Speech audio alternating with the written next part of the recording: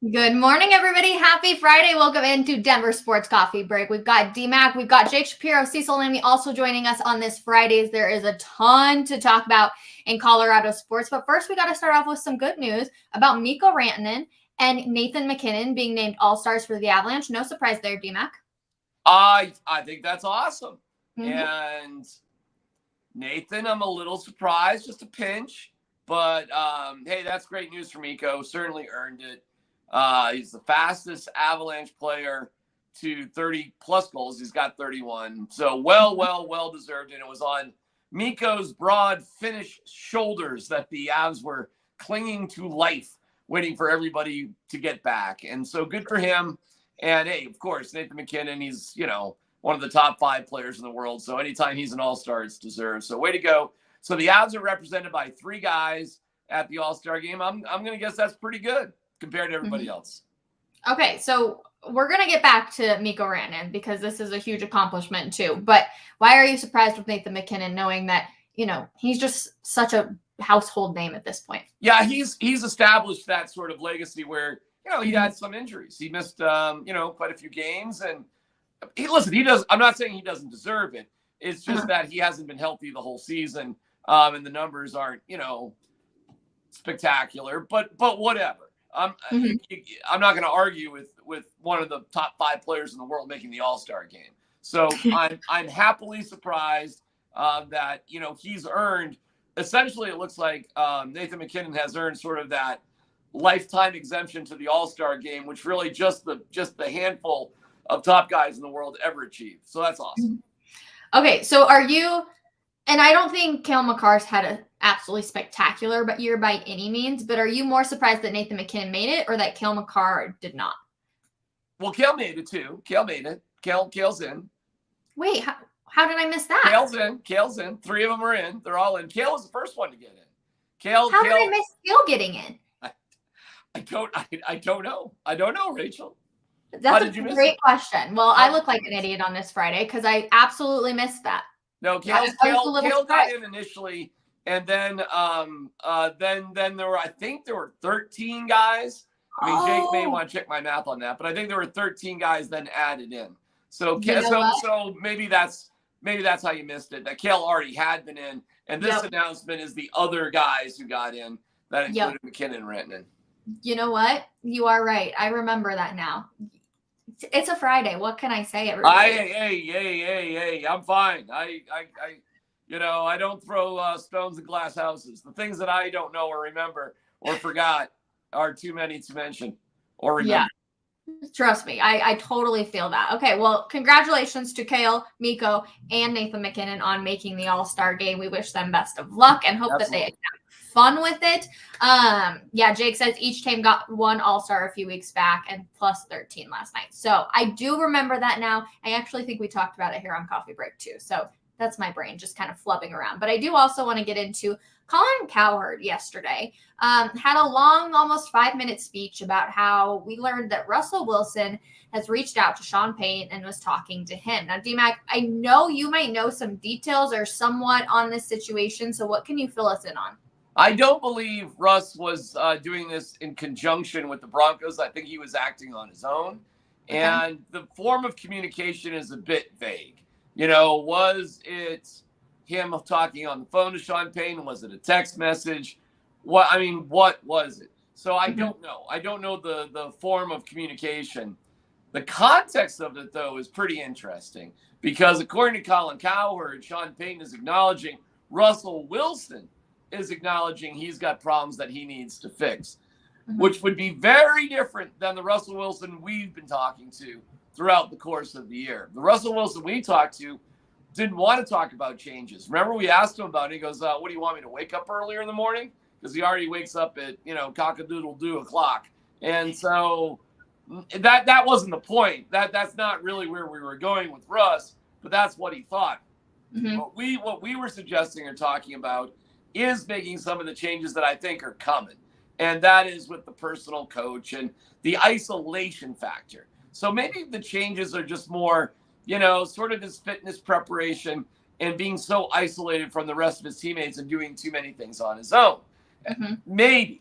But listen, Rachel, I'm telling you, it's a large leap to assume that Russ like gets all of that. You know, the guy is unbelievably wealthy. He lives in a little bubble.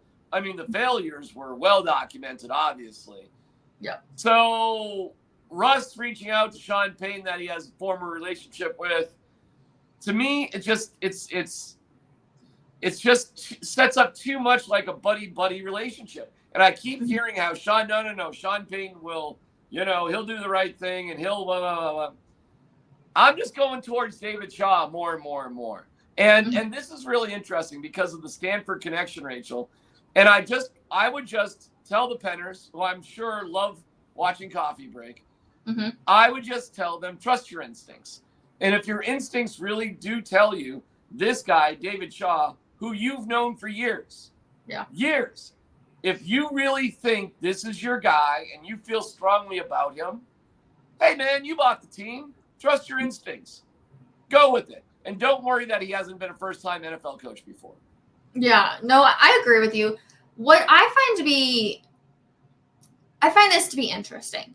Do we think that Russell Wilson at all asked the Walton Penner Group if he could say anything, or do you think he's just full on going? And if he didn't ask, do you think that bothers the owner that your quarterback is reaching out to certain candidates, knowing kind of what we already know about all this? I think Russell Wilson, in my opinion, just acted on his own. He just is Russell Wilson.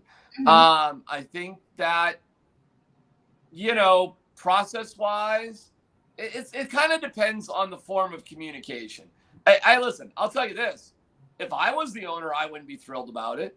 But that's what I'm saying. The question really is that we don't know. We really don't know is how does Greg Penner specifically, how does he really feel about Russell Wilson? And then it goes really towards how does he really feel about David Shaw, not Sean Payton. Rachel, Sean Payton, anybody can hire Sean Payton. He's the number one candidate out there. He's the most obvious choice. He is this year's auto draft coach. Okay. Yeah. There's nothing. This is your welcome to Wrexham moment, right? We bought the team. We know nothing about football. Who's the best coach? This guy over here, says everybody. And so they go, all right, there you go. I mean, it doesn't take any brains, Rachel, to hire Sean Payton. And you got to give up some draft picks. And all right, but we got Sean Payton. The more sophisticated, nuanced hiring by a mile would be David Shaw. And somehow David Shaw is on their radar and nobody else's. David Shaw is not a candidate for a head coach or an OC anywhere else, Rachel, except for the Denver Broncos. Okay. So what's the deal with that? And the deal with that is the previous relationship the Penners have.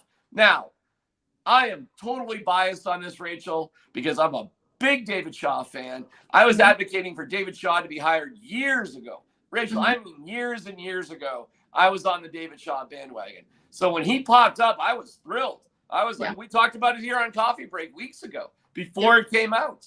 And so now that it's this close, well, what's changed for me? And if I look at myself fairly on this, I should say nothing. Nothing's changed. Nothing's changed whatsoever. So if I thought he was a great idea then, why don't I think he's a great idea now? And so so that's where I'll plant my flag at this point, because I do think the team needs a culture shift. And it's a really interesting choice for the Penners, Rachel. Really interesting, because they'd have to trust their instincts and ignore a lot of advice from the football community. And this is kind of their first big have-to decision, right? Yep. Back the Russell Wilson, everyone's like, that's kind of the first one. And honestly, I don't think that. I think you were just listening to everybody else around you. You were kind of getting your foot in the sand, whatever it is. But now this is your first major decision that you have to decide. And I think it kind of affects your legacy and how Broncos country will look at you too. So I do agree. I think it's a major decision they have to make. Do they just follow, the popular decision, or are they sitting down and thoroughly going through all the candidates? Because I think a lot of people, as much as Sean Payton's like the number one candidate for a lot of people, I think a lot of people are looking at it too of, he's not really the best choice here. Like, he's a big name, but really, what has Sean Payton done without Drew Brees? Like, let's be completely honest there. Not much. I mean, he had some years there with Taysom Hill and Jameis Winston and Teddy Bridgewater and, Woo. a partridge in a pear tree. I don't know. I mean, it wasn't much to answer your question. I mean, there was I'd say some innovation with Taysom Hill, which was kind of interesting. And, you could say, hey, he got pretty good production out of Jameis Winston and Teddy Bridgewater, but I mean, it didn't add up to all that much. Mm-hmm. So listen, Sean Payton, this is where this is tricky because Sean Payton is clearly qualified, Rich. I mean, he is absolutely positively qualified. So, Rachel, do you do the smart, predictable thing, or do you trust your gut? What works better in life? What works better in business? What works better in sports? Trusting your gut or going with the popular choice? I have a feeling they're going to go with the popular choice. I wish that they would trust their gut, but hey, maybe those two are actually matched for them. I don't know. We're obviously not in the interview process. I did see somebody in the comments asked any word on how the interview went last night with D'Amico Ryans. I have not heard anything. It seems like it's been radio silence over there. Usually we hear, some fluttering of words of what's going on, but I haven't heard anything. I haven't heard anything either. They're talking to Dan Quinn today, probably this afternoon after the Cowboys get done with practice. Yep. And there is a strange twist, a sad twist. There's a member, I think it's a soccer player or something. So maybe you know more than I do. So David Tepper owns the Panthers, but does he also own a soccer team in Carolina? Yeah, he owns Charlotte FC, and unfortunately, one of their players had passed away. We send our thoughts and prayers to their family. But yeah, this is moving now. Sean Payton's interview back because it's been a difficult time down there in Charlotte. So that was supposed to be today. Yeah. Yeah. So what happens now on that one? I know. Very, very sad news. I'm sorry to hear that. And I didn't know David Tepper owned a soccer team as well. So now what in that department? I don't know. I don't know. Are you shocked that here we are? I think it's going to come down to the very, very end of January before we find out. Are you surprised? Because at the beginning of all of this, I was like, we're going to know by the middle of January. Like, this is going to be an easy, done deal. And now, more I think about it, I was like, that was a silly statement to even make, Rachel. Like, of course this is going to go on. Well, it's not like this. If Sean Payton ends up here in town without doing that interview, forget it. It's over. I mean, it's over if that happens. I mean, it's the Broncos all the way. So, I mean, I think we got to just, keep our eyes on that. If Sean Payton wants to push everything back and say, no, I want to do this, Carolina. I made a promise. I want to do it. That's more of a, okay, interesting. Maybe we got to think about things a little bit. So, the fact that the process is getting pushed just a tad, well, first of all, it blows up. I thought, the 23rd, we were going to hear about forget about that. I mean, now we're talking, I don't know, maybe Wednesday, Thursday, maybe later. I don't know. Yeah, that's kind of what I'm thinking too. So I'm seeing a bunch of people saying, Sean is the best choice. And then we got others that are saying Sean Payton is overrated. So I feel like it's very much a mix of what people actually think on Sean Payton. And so yeah, but you can't go wrong to a degree if you're the Penners just going with the consensus number one choice. Yeah. I mean, I'll tell you this: nobody would be fairly. Oh, I told you he was terrible. I mean, you can't play that game. If you want to just say that now and then take a victory lap later, I mean, whoop-de-doo. Nobody would really, it's not like painfully obvious that Sean Payton is wrong. Okay, so you say that, but yet we do that to George Payton with Russell Wilson.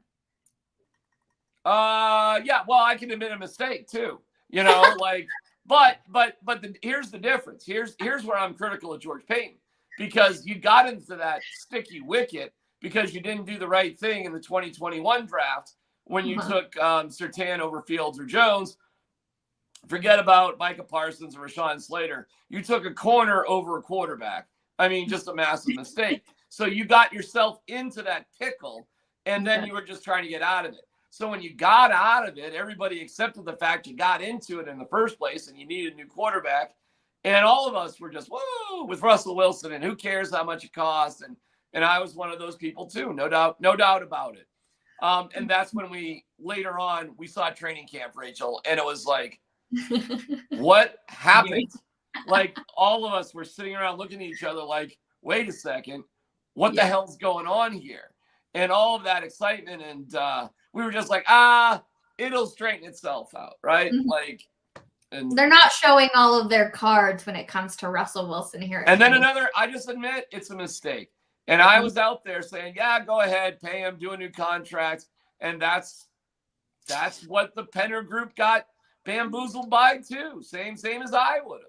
Because, I mean, there's no doubt, Rachel, with Russell Wilson, you're going to get, 12 wins a year. I mean, look at his career, right? So, again, like, you're going to save money because he's definitely going to be our guy for the next 5 to 7 years. This is a smart move. But we didn't know.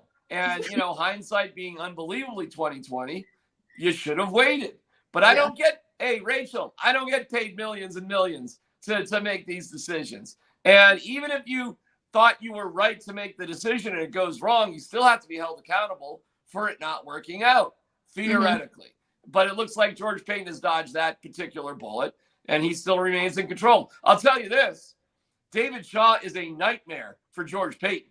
Absolute nightmare. He has no relationship with them, and there's no doubt that David Shaw is on this list because of the Penners and because of Condoleezza Rice. No doubts about it. So that is, there's no way George Paton is going to be pounding the table for David Shaw. No way. So the fact that David Shaw is one of the finalists, I mean, that says something. No, I agree. He got chopped at the knees. We all know it. It's only slightly embarrassing for him. I don't know.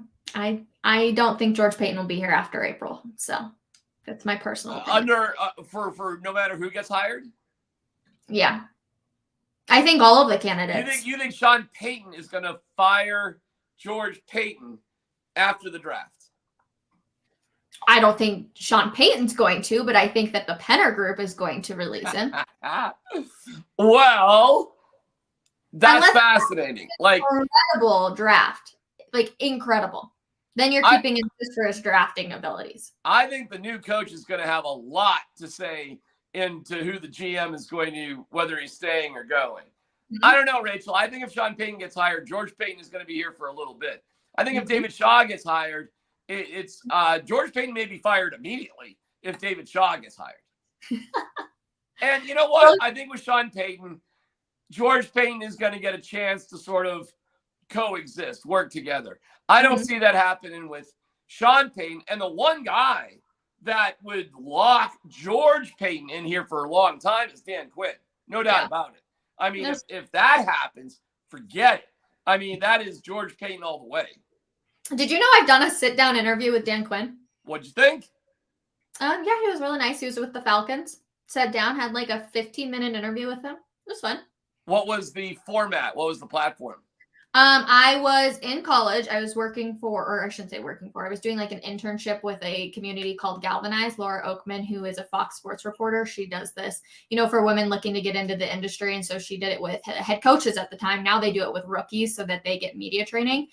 So I got to sit down with him. He was super nice. You learn very fast that for them, football is their entire lives.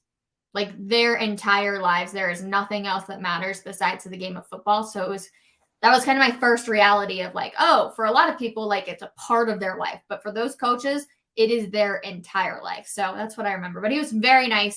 It just would be like so full circle if he became the coach of the Broncos. I covered him for a week during the Super Bowl. I didn't have that kind of one-on-one stuff. So that's super cool. My impressions were kind of what you just shared there. Like good dude, not nearly as goofy as Nathaniel Hackett. But, really a guy that relates well to basically everybody. What were your takeaways from talking to him?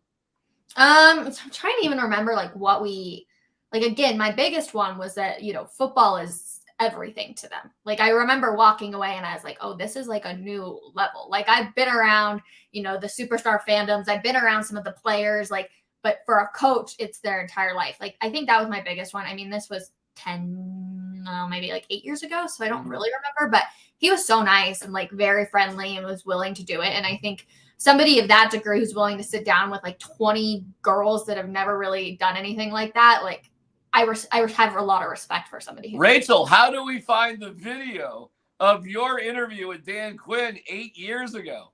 I know. I'm sure it's out there. I have a picture. I'm positive of it. I would love to see that. I look for it. The younger Rachel.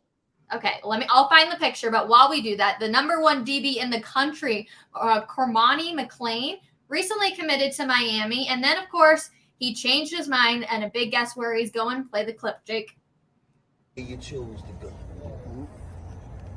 Starting next year, 2023, this year, this semester coming up, who will you be playing for? I'll be going to Colorado.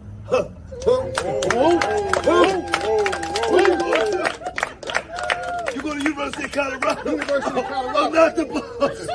Oh, he's going to the Buffs. Oh! You see what's going on? Coach Prime, you did it 2 years in a row. 2 years, Coach Prime. The Buffs? 2 years in a row. Coach Prime got the number 1 player Defensive back in the country. Yes. 2 years in a row. And of course, we have to bring in Jake Shapiro because he is a Buffs fanatic, it feels like. And Jake, this is obviously huge news. Real quick, while you talk, I'm going to get this photo uploaded. I do have a photo of me and Dan Quinn. Roll it, Jake. The picture? Oh no, you talk. Tell us about. Oh, you were like roll it. I was like, what clip do we have now? No, Rachel, Cormani McLean is a huge deal for the Buffs, and he's the biggest prospect the Buffs have picked up since 2008, and it was a 5-star that didn't end up working out well for Colorado. Hey, you guys even know that the Buffs haven't had a first-round pick since 2011. It was Jimmy Smith and Nate Soldier. So we're looking at the Buffs between Travis Hunter, who's referred to in that clip, and Cormani McLean, who that clip is about, having serious day one talent at the draft within the next 2 to 3 years. On top of this, I was kind of thinking last night, you've got Pat Surtain and Justin Simmons playing for the Broncos, correct? You've got Cormani McLean, the number 1 cornerback of this class, and Travis Hunter, the number 1 cornerback and the number 2 overall prospect of the last class that are going to play DB at Colorado. In 5 years, when we look back on these secondaries and these guys have a little bit more resume, who's going to have the better secondary? Because it might end up being the Buffs. Like, this is really cool. It's a complete game changer for Colorado. And, you know, that clip was not necessarily, I don't want to call it, there was a lot of hype around that clip. I have so many questions about that clip. So, I mean, because he already committed to Miami. Mm-hmm. So what were we watching there? Who was that? What was going on there? So I'm not entirely sure, but I'm going to break down the situation for you. So Cormani McLean was a hard commit to Miami. The day of signing day, which the early signing day periods began in late December, his mother tweeted out, change of plans, no signing day today for Cormani. Last second, just does not show up for signing day, okay? The University of Miami continues to go hard for Cormani McLean because he was a 5-star. He's one of the better players in the country. He's the crown jewel of this recruiting class. He all of a sudden starts sniffing around with the University of Florida, Colorado. Where's he from? Is he from Florida? He's from Lakeland, Florida. Okay. And while this is going on, one of the things that happens is the entire Miami coaching staff goes to Lakeland High School in Florida. Wow. To go visit with Cormani McLean. Wow. Only to find that he was in Boulder. So this entire situation has been wild from the onset. I've been told that there is a lack of a father figure in the household. So this is just kind of a chaotic situation, and it has been. And while he is hard committed to Colorado and expected to sign next month when National Signing Day is, I've got my fingers crossed until the very last second here with Cormani. But it's a huge day for the Buffs, and it's a huge pickup for Deion Sanders. Deion does it again, right? It's just like he's striking gold left and right. Here we go. How all of this will work out is going to be so interesting to me because, you know, when you put so many superstars together, it's always my biggest worry. And that's why I don't want people to touch the Nuggets, right? You put too many superstars together, you sometimes don't always get a positive reaction. But this is also college. So this is like a whole other ballgame. I'm going to be very interesting. I think the beginning of the season is going to be so much fun for Buffs fans. I'm quite jealous as a CSU Ram. I think it's going to be very interesting. So on that point, there's Mhm. 22 spots on the football field. The Buffs need plenty of talent because they only won one game last year. Mhm. We just got news while the show was going on that Jaden Rashada, who's a 5-star quarterback and one of the top quarterbacks in this class, is now expecting to visit Colorado. So if you want to go on your too many stars theory, we've already got Shadur Sanders and 2 high school commits coming in this class. It actually pushed out JT Shrout, but Jaden Rashada is another interesting one because I was told that he has an 8-figure NIL collective deal to go to Florida. So upwards of $10 million. And that first payment did not hit. And even though he had already signed his national letter of intent, Florida let him out of his NLI. So because that NIL payment did not hit. So now Jaden Rashada is essentially a free agent and the Colorado Buffaloes are sniffing around. Oh That's my God. So do you think Shador only plays 1 year and it goes to the draft? I don't know what this means, D-Mac, because at this point, I think they're just trying to get as much talent as possible. I'd be shocked if Shadur's a one season guy, but in the same sense, we're talking about Shadur Sanders as a Heisman hopeful. Everyone around the country is. So if you're a Heisman hopeful, you got to think the next step is draft. So I hadn't even considered it until you just said it, but yeah, I guess that's a possibility. Wow. Okay. The drama up in Boulder. Holy smokes, guys. It's crazy. That's funny because honest to God, and I had no doubts Deion was going to attract a lot of great talent. But the one thing I sort of was in my head was like, well, yeah, except quarterback. I mean, nobody's, no high-level quarterback is going to, even consider CU for a couple of years. Wow. But I keep looking at Shador and I'm like, golly, man, could he really come out and be a high draft pick in the 2023 draft or the 2024 draft, rather? Sorry. So you're looking at a possible scenario, D-Mac, where you have the son of Deion Sanders is a Heisman hopeful, goes out in the draft in this absolutely perfect scenario. And then the number 6 quarterback prospect of this draft class, of this prospect class coming out of high school, commits to Colorado, spends a year on the bench, and then plays. Like that's a possibility. If I'm a 5-star quarterback, I'm not sitting for 2 years. Forget it. Yeah. I mean, there's too many places I can go to play quicker than that. 1 year, maybe. I mean that, and even that's a maybe. So listen, I'm impressed already with what Deion Sanders has done. Naturally. If he can convince a 5-star quarterback to more or less have a redshirt sort of year, my man, that would be the trick of all tricks. It's crazy. There's so much to get into when you actually kind of, look behind the curtain and see you. Jake, as always, appreciate. I do have the picture. Here we go. There it is. Me and Dan Quinn back with the Falcons forever ago, it feels like. All right, but there it is. I'll try and find very cool.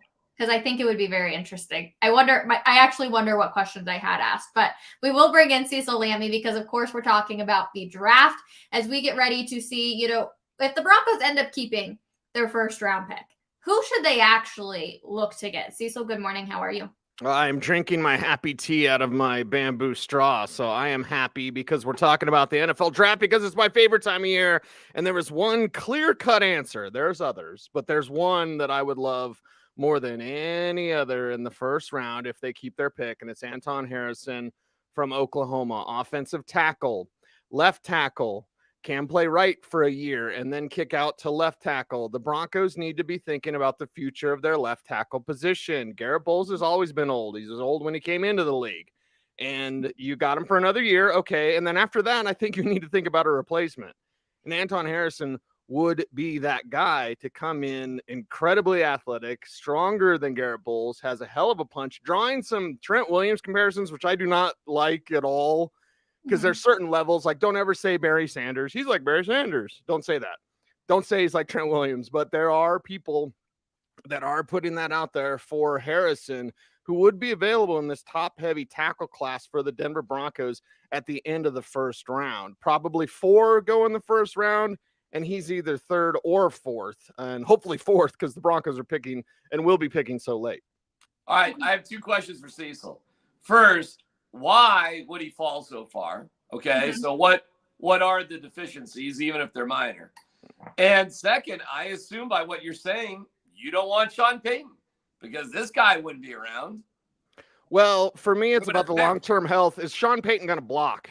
There's somebody on our Twitter that asked us, and I hate when first, I can't stand Twitter anyway, but like, I hate when it's like, I'm going to ask 8 people at one time and then it gets this thread. But anyway, so someone's like, we're doing it Sean Payton and you wouldn't take him at 25 or 32 or whatever, 64. I'm like, does he block? Because the long-term health of this team is much more important to me. And as they proved with Jerry Rosburg, they proved with Jerry Rosburg, who had never been a head coach ever, that they could play good football. Dan Quinn's a fine football coach. Jim Caldwell's a fine football coach. And yes, Sean Payton was on my pipe dream list, but the more I look at the deficiencies of this team, the more I think about the offensive line. You have honestly 0 that you can look to the future is like, okay, we're totally set. You're not totally set at left tackle. You're not totally set at right guard. You probably need a new center. You're probably going to get a new left guard. You need a new right tackle. So for me, those urgencies are stronger, especially when you can get good football from a coach not named Sean Payton. Okay, so answer the question. What's the deficiencies? Why is he falling so low? And I've only done an early swipe on most of these players, but Harrison, as most athletic tackles do, he kind of overruns some things at times in terms of like, I'm going to try my punch. And if that doesn't work, I've got to work on your secondary move. So that's something to watch for. But you're talking about a guy in 443 snaps, pass sets. He allowed 9 pressures and no sacks. So, I what's height and weight on him? What was that? Height and weight on him? I'd have to get it exactly. But you were talking about 6'5", 3 something, 330 something. Let me find it real quick. But anyway, so yeah, plenty of size. But it's that athleticism that makes you like really, kind of stand out because it's not just the size or, just the physical dominance. 6'5", 315. Okay. So there you go. 6'5", 315. Solid. Do we really think Garrett Bowles plays one more year and then he's done? So I know your feelings on this, so I'm curious for DMAC first. That kind of surprised. Well, I don't know how many more years he has left on the deal that he signed, so I guess I'd start there. So you'd have to tell me. I mean, well, how many more years does he have on his contract? Well, how many should they already be looking for the future? I mean, the honest answer is yes. I don't want to piss off his masseuse or whatever, but like, okay, you look at it. He's signed through 2024. He's got an $18 million cap hit this year. He's got $8 million in dead money. Next year, he's got a $20 million cap hit, only $4 million in dead money. And in 2025, he's an unrestricted free agent at 33 years old. You're really going to be thinking about a 33-year-old left tackle at that time who hasn't been good since there weren't fans in the stands? Yeah, that's a good point. That's a very good point. DMAC, are you back? Yeah, all right. I mean, when we get into left tackle conversations, that's kind of a depressing different world too. So because then you get like, that's where I get nervous about this guy, that he falls that low. But could he really be your left tackle? And listen, we've been trying to solve the right tackle issue. I mean, since Orlando stopped playing, so right. it's been a minute. So I'm fine. I trust Cecil's recommendation, even though he's not going to go to the Polynesia Bowl. Big miss on your part, I think. Seriously, of all the bowls to go to, I would, Right. I know. Somebody asked me, like, aren't there bowl games going on right now? I'm like, I don't leave until it's a week from today. But when you miss a bowl game where every single player has 14 vowels in their name, I mean, there's gonna be some guys there. There's gonna be some dudes there. Oh yeah. Oh my gosh. Okay, Cecil, I don't know how far you've gotten in, but say they do give up the first round for Sean Payton. If you're looking at the second, like, are you still just going? They don't have a second, so you'd have to go to the third. True. That's so a great point. If we go to the third round, I mean, you've got some okay prospects. I'm focused mainly on tackle and edge for this team. Okay. But if you do not take your first round, and here's another reason why, like, listen, Sean Payton was my pipe dream. He was the guy who's like, there's no way they can do it. Oh my God. Like, and now I'm just like, it's too much. It's too much. So if we go to that level, and I wrote about this for denversports.com, the Senior Bowl players that you can watch out for, that I'll certainly be watching out for. Players on the edge, which is where I'm focused. If you're not going to get a good offensive tackle, which you're not in the third, not that can start right away. And I'm going to hack his name, D-Mac, so get ready. But we should learn this guy's name because Felix Anudike Uzoma. I think I got that right. Anudike Uzoma. Be available around the third round. Beast off the edge, good hand fighting, good secondary moves. We'll see him on the All-Star road trip. See other players on the All-Star road trip that I'm interested in. But if we're in the third round, this is a conversation in a week from now or 2 weeks from now when I'll be coming back from Mobile. I'll have a better handle on who might be in that range. But yeah, I mean, if you have a first rounder and you don't have a second rounder, you got to get a tackle in that round. Because edge, I can get you edge, guys. I can get you edge in the middle. I can't really get you tackles in the middle this early on. What happened this year? Because when the Broncos got Russell Wilson, everyone was like, all they needed was a quarterback, and they had the rest of the team. They just needed the quarterback. Now we're looking at it, and I know injuries played a lot in this year.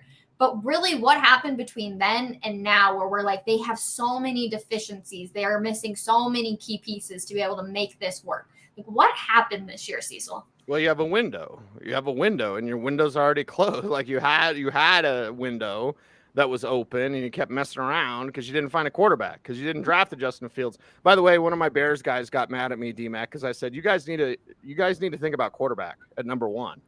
And he was all pissed at me. I'm like, no. You guys need to think about quarterback at number one. You do, even though Justin Fields is okay. He's like Jalen Hurts was a year ago, where you're like, I think there's something there.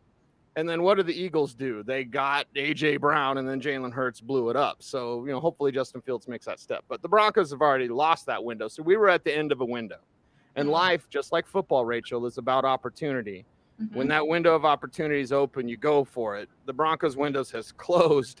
Now there's so much to change. Like, you are a couple of years away from competing where you want to compete. You can make the playoffs next year.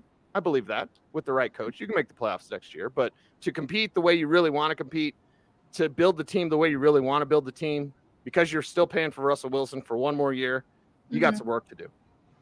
D-Mac? Rachel, what happened is we got a below average quarterback who wanted to run a system that didn't fit him because he wanted to build his legacy that he doesn't hold on to right now. What happened is we got a narcissistic ego journey, and we didn't have anybody to handle it. And they got a boatload of injuries on top of it. It was the perfect storm of horribleness. The fact that they even won 5 games is probably a miracle. They probably shouldn't have beat the 49ers. Everybody talks about like how we just missed games. Like, how did we win that game? Probably shouldn't have beat the Jaguars. That probably shouldn't have happened. True. I'm telling you guys, it could have been worse. It easily could have been worse. Mark in the comments said, would the Broncos trade one of their wide receivers for draft capital? Cecil? Yeah, what are you going to get? I mean, I don't think you're trading Jerry Jeudy. The way Jerry Jeudy looked, I don't want to trade Jerry Jeudy.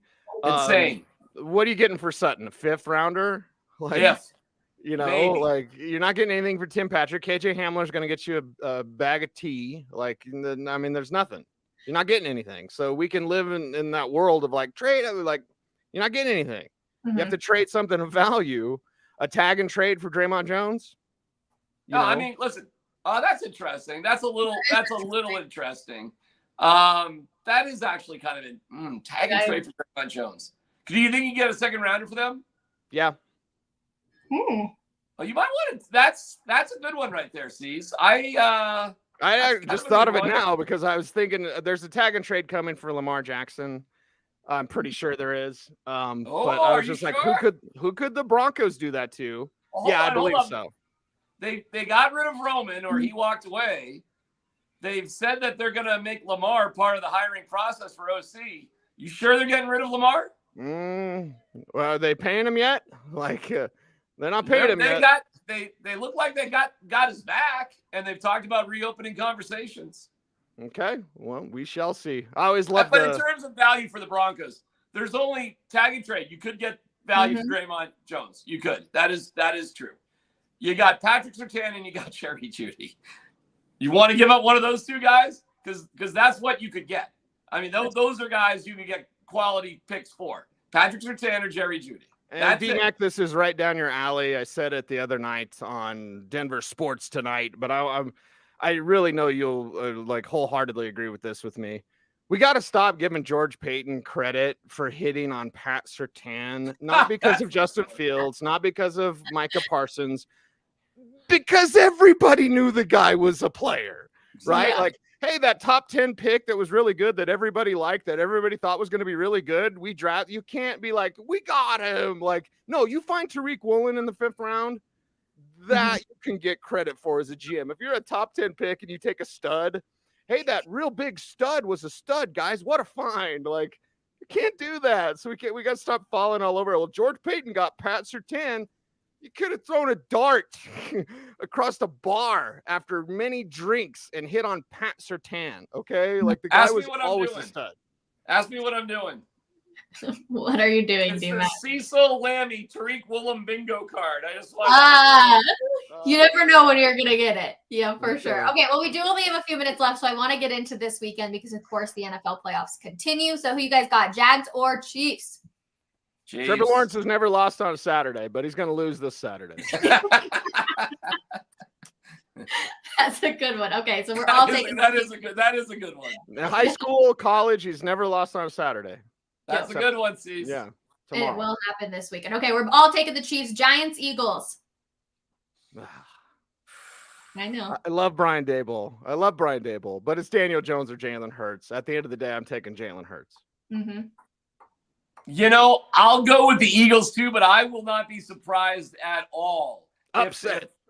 I will not be surprised. I'll take the Eagles, but I will not be surprised if the Giants win that game. Quite a few people are saying the Giants. Okay, Bengals or Bills? I feel like this is the game of the weekend everyone is talking about. It better be the Bills. Oh my God! If it's not the Bills, it better be the Bills. Come on, Bills. Let's go. The Bengals were probably going to win that last game. So I'm going to say the Bills. My best friend's a Bills fan. Go Bills. Like, come on. Let's do this. Hey, in all honesty, the Bengals offensive line is a bit beat up. Oh, God. Yeah. It's bad. And so what Joe Burrow would have to overcome is pretty remarkable. I'll tell you this, though. I can't believe how poorly at times, decision-making wise, Josh Allen has played. He goes into Wyoming mode. Like, I have to do everything, guys. Yep. Man, he has all the talent, and I love him. And if he was with the Denver Broncos, we'd be talking about a playoff game today. Not the guy from Oklahoma to be the we would be in playoff mode if we'd be in Super Bowl mode if we had Josh Allen. But he scares me. He's my favorite guy, but he scares the crap out of me because it just if something really, really stupid happens that prevents them from winning because of Josh Allen, that'll just drive me bonkers. So it makes me nervous. And listen, man, you got to get Joe Burrow. Joe freaking cool. I mean, that dude, talk about a dude. That dude is a dude. So I'll take the Bills, but Joe Burrow worries me. Okay. I will be different. Well, gosh, it's like toying with your heart and your head, right? My head's like, go with the Bills. And in my heart, I'm like, go Bengals. I'll go Bengals just to be different from you guys. Yeah, hold on. Your heart, your head, everybody should be rooting for the Bills. There's no reason to root for anybody but the Bills. I know they have this incredible story, Damar Hamlin, yada yada yada yada yada. But yada yada yada. It's the most unbelievable story in the NFL. It's not yada yada yada. It's hopefully, knocking on wood, a team of destiny and a team of death. That Damar Hamlin story is nuts. And the fact that he's around the team now and that he's, on the road to recovery, it is mind-blowing. Never mind the deep history of failure the Bills have had. And think about the heartbreak they've had recently in the playoffs. Come on. I know. But Joe cool, okay? Joe freaking cool Burrow. Like, the Bengals, I love the Bengals too. I think they're so fun to watch. Joe Burrow is so fun to watch. I don't know if they could do it, but you know what? Can you believe we're trying to talk about the Denver Broncos winning in the same division that has Trevor Lawrence, Joe Burrow, Patrick Mahomes, Lamar Jackson, and Josh Allen. Can you believe we sit here and spend this much time talking about it? Yeah, I know. Okay, last one because we are at time. Cowboys, 49ers. Who you got? 49ers punked them last year. They'll do it again this year with Brock Purdy. Crazy. It's the Cowboys' destiny to always let down their fans in the playoffs. Go Niners. Go Niners. I'm also taking the Niners. So we'll see. I feel like it's going to be a lot of home teams winning this weekend, but this is why we love the playoffs, right? You never know what's going to happen. That's what makes it so fun. As always, Cecil, thank you so much. Also, shout out to Jake Shapiro on the back end as well. DMAC, as always, thank you. And to everybody else in the comments, we appreciate you. I'm so glad to see all of your picks for this weekend too. Let's have some good football, and we'll see you guys all on Monday. Peace out, everybody. 10:30 a.m. See you Monday. Bye.